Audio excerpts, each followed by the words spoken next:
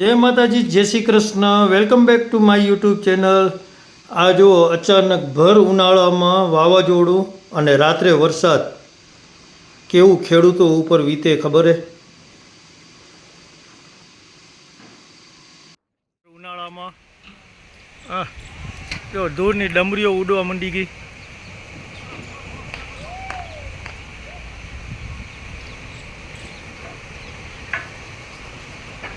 ફૂલ વાવાઝોડું જો, ભર ઉનાળે ફૂલ વાવાઝોડું.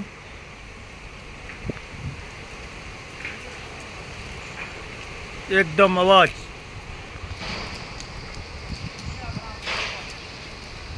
જોઈ લો.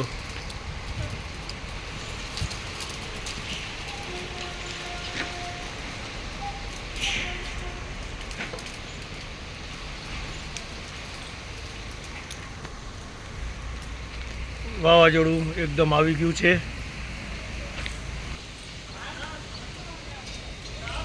જો કેટલું ફૂલ વાવાઝોડું હોય.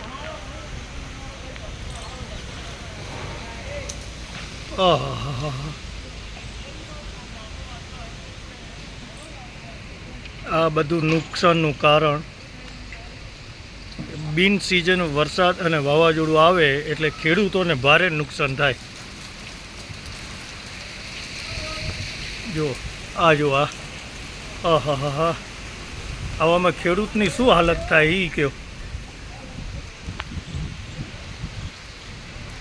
ખેડૂતોને ઘઉંની સિઝન અને માથે વરસાદ અને વાવાઝોડું હોય એટલે નુકસાન જ થાય બિચારાને. જગતનો તાત એવો ખેડૂત આપણો. ખેડૂત થકી તો આપણું જીવન છે.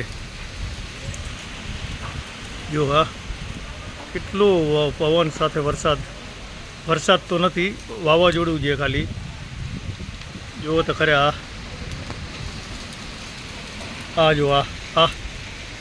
જો છેકી ઉડે અડે. ખેડૂતનો જીવ હમણાં તાળવે ચોટ્યો હોય આવા મોસમની અંદર. ખરેખર હું એક ખેડૂતનો દીકરો હું. મને ખેડૂતની વેદના સમજાઈ રહી. ઝાડ જુઓ, ઝાડ જો ક્યાં. ઓહો છોરા હલાવો અંદર. તો ત્યાં ડમરી માટી જ ઉડેરી. જો જો ઓહો બિચારો ખેડૂત. ખરેખર ખેડૂત હમણાં શું કરતો હશે? એકદમ જોરદાર પવન, વાવાઝોડું. જ્યાં જુઓ તો રૂગી માટી, બાકી કાંઈ નથી. ખેડૂતની હમણાં ઘઉંની સિઝન, રાયડાની સિઝન. શું કરે ખેડૂત? જાય તો જાય ક્યાં?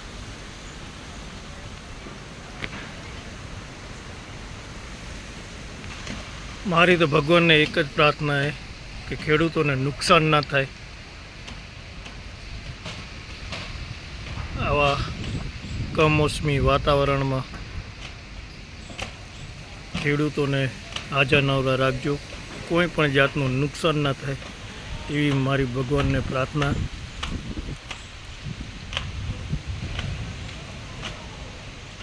હજાર હાથવાળો દે તઈ છપ્પર ફાડીને દે. તો આપણે એના ઉપર જ એક આશા રાખીએ કે નુકસાન ના થવા દે ખેડૂતોને કોઈ પણ જાતનું.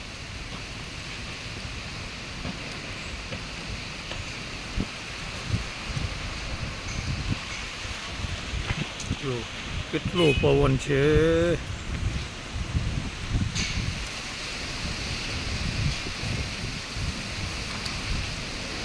આપણે કોમેન્ટની અંદર ખેડૂતો માટે કંઈક લખીને જણાવજો.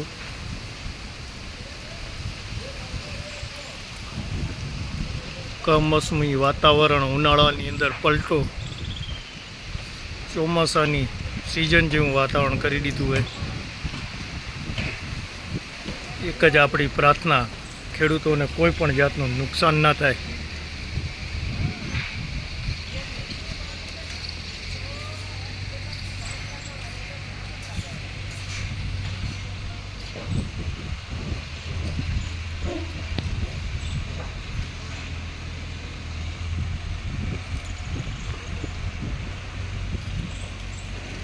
ત્યાં જુઓ ત્યાં ધૂળ જ ઉડી રહી.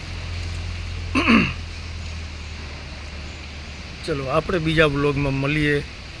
ત્યાં સુધી બધાને જય માતાજી, જય શ્રી કૃષ્ણ. ખેડૂતો માટે પ્રાર્થના કરીએ કે નુકસાન ના થાય કોઈને, ખેડૂતોને. જો વાતાવરણ જો, આ તમને અવાજ સંભળાતો હશે. અચાનક જ ઉનાળાની પછાડના ફૂલ વાવાઝોડું અને રાત્રે વરસાદ આવ્યો તો આપણે કારખાનું બંધ કરી દીધું અને માણસોને કીધું ઘરે જતા રહો. કારણ કે જુઓ તો ખર્યા, ભર ઉનાળામાં વાવાઝોડું અને વરસાદ, જો આવા માવઠા આવી જાય, બેચારા ખેડૂતો ઉપર શું વીતે ખબર કે ખેડૂતોનો પાક તૈયાર થયો હોય ને મોઢે આવેલો કોળિયો હાથમાંથી છીનવાઈ જતો હોય, ખેડૂતોનું હૈયું કેટલું થતું હશે. તો આપણે ભગવાનને પ્રાર્થના કરીએ કે ખેડૂતોને કોઈ પણ જાતનું નુકસાન ના થાય. કારણ કે આપણે ખેડૂતો બરોબર હશે ને તો આપણે બધાય બરોબર. તો આપણે ભગવાનને એક જ પ્રાર્થના કે ખેડૂતોને કોઈ પણ જાતનું નુકસાન ના થાય અને માતાજી એને નુકસાન કદાચ થયું હોય તો એનું ડબલ માતાજી આપી દે એને. તો આપણે ભગવાનને એટલી જ પ્રાર્થના કે આવું જો ભર ઉનાળામાં માવઠું થઈ જાય, વાવાઝોડું આવી જાય તો શું કરે, કેટલું હાચવીને હાચવે. જો કેવો વરસાદ પડેલો, આ વાવાઝોડું આવ્યું પેલું ને પછી વરસાદ ચાલુ થઈ ગયો. તો આવવાનું હોય વાતાવરણ કાંઈ નક્કી ના કહેવાય. મોઢે આવેલો કોળિયો હાથમાંથી છીનવાઈ જાય. તો આવા જ આપણા વિડીયો જોવા માટે લાઈક કરો, શેર કરો અને સબસ્ક્રાઈબ ચેનલને કરવાનું ભૂલતા નહીં. તો આપણે બીજા વ્લોગમાં મળીએ.